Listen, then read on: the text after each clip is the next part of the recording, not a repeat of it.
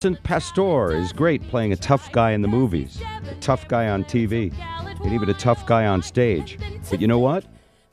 He's pretty tough in real life as well. Fans of The Sopranos know Vincent as Sal from the films like The Family, Gotti, and Mickey Blue Eyes. Currently, he's packing him in on Broadway as one of the stars of Bullets over Broadway. Pastore's done over 100 performances since the show opened. He's doing it while battling prostate cancer, which he's been very out in the open about. And I told you he's a tough guy. Vincent Pastore, welcome back to the Bob Rivers Show, and congratulations on, I don't know if this was written this way, but I'm going to read it this way, kicking cancer's ass. Well, no. Dennis Hamill, who wrote the article originally for the Daily News on Sunday, said Pastore dodges bullet. Broadway. That's better. Very, very nice of him to do that. And then he talked about how, I was diagnosed with prostate cancer after I got the part on the play, and I was able to endure the radiology and the robotic surgery and the hormone shots and all that, and make it to open a night with the support of Susan Stroman and Woody Allen and my cast members, because there were times I wanted to walk away. I wasn't feeling good. I couldn't make it to rehearsal, but they encouraged me, and I got through it. And I made it. We just did 100 shows. God bless. Yeah, 100 shows. God bless. That's amazing. Wow. Yeah. So we jumped. It's called crossing over the line. Once that happens, you feel so much better. You feel so relaxed. You go in and. Because you did it, it's an achievement in the theater community. Well, congratulations. Now, after 100 shows, Joe and I were talking about this. Is it possible that this goes elsewhere around the world, and would you go with the show if it goes elsewhere? Yeah, let's go. I want to go on tour. Are you kidding or really? Yeah, there's talk of course, when a play does well in New York, they put it on the road. And a lot of times they also send it out to London or vice versa. Uh-huh. A lot of plays originate in London and then come to New York. But when a play is very successful, it always goes on the road. Mm. And there's talk, because we're doing well with the box office. So there's talk about a road trip.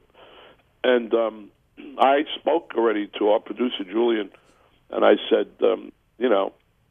my life is in pretty good shape. You want me to go on the road and be part of the show and sell some tickets? I want to go. I want to see the country. So there's talk. So I may get out there. Wow, because the shows sometimes they go on the road, and the guy, the big star may or may not go, and the guy with the name who could sell the tickets may or may not go. If the show's great, it'll do well anyway. But if you were, it depends if you like my family's grown up, and my house is contained. And I think I could do it. I would like to do it. It's not like a 5-year commitment. You would sign a deal where you go on the road for 6 months or maybe a year. Right. I think you could do it for sure, physically and talent-wise. You're incredible, Vincent, as an actor. Now, I know before acting, at least legend has it, you kind of got into it. You weren't an actor. You were a little bit of a real-life wise guy. Is there anything in your past that would have them stop you at customs from going to London? They would not stamp your passport in Liechtenstein or something? Yeah. Coming down from Calgary, where did I go through? Minneapolis? Uh-huh. Customs. They pulled me over because they said I was bringing cigars illegally into the country. He's got that in his past. Yeah. I took my cigars. He took my cigars. They were Cuban cigars that somebody had given me. And then I said, okay, and I was walking away, and he said, could I have an autograph? I said, you just took my cigars and you want an autograph? Clowns on this guy. Wait, are you looking on this guy? That's funny. Wow.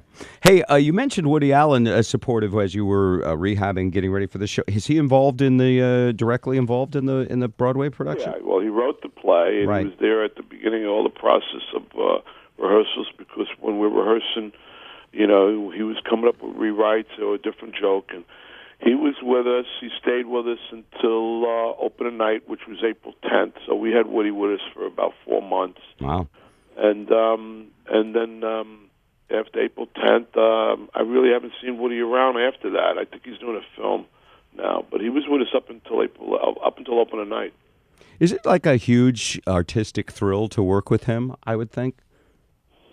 Yeah, well, there's Martin Scorsese, there's Francis Ford Coppola, and there's Woody Allen. Yeah. And when somebody says you want to work with these guys, you got to jump on it. Yeah. I mean, Woody has done one movie a year since the mid-'70s. Who has a track record like that? And most of them became big hits. He's tireless. I mean, his work ethic is unquestioned, and his artistic. That's what he does. That's what makes him happy. I know that. When you get to know the man, what makes him happy is making people laugh. Like we're working on a bit, and he'll say, "No, Vincent, that's not funny enough. Why don't we try this? Or why don't we try this?" And then you go up that night and you try something. Then the next day, nobody laughed last night. Let's try this. And then you come up with a suggestion. And if he says, "Well, try it tonight," and if it works, then the next day I said, "We'll say in rehearsal, Woody, how did that work last night?" He said, "Oh, I like it. Keep it." Keep it. Wow, that's the best. Do that. A lot of writers say, "Listen, I wrote this, and you say what I wrote." You do what I told you. Yeah, fascinating. It's funny you say that, Vincent, because when Young Frankenstein went to Broadway, they started here in Seattle, and I sat next to Mel Brooks on opening night, right next to the guy. And he laughed like crazy. And I thought, it's so funny. Mel Brooks is sitting there laughing at this. He wrote every word. I mean, he wrote the thing. It's like he should know hilarious. the jokes are coming. I'm wonderful. Yeah. Yep. All right. Hey, Vincent, I know you got to go. Last quick question. You still a Yankee season ticket holder? No, that's Steve Sharippa. That's Sharippa? Games. No, I don't go to the ball game. You don't go to the ball. All right. I had you. Watch my television. We'll fix your Wikipedia on that. Something about I just can't.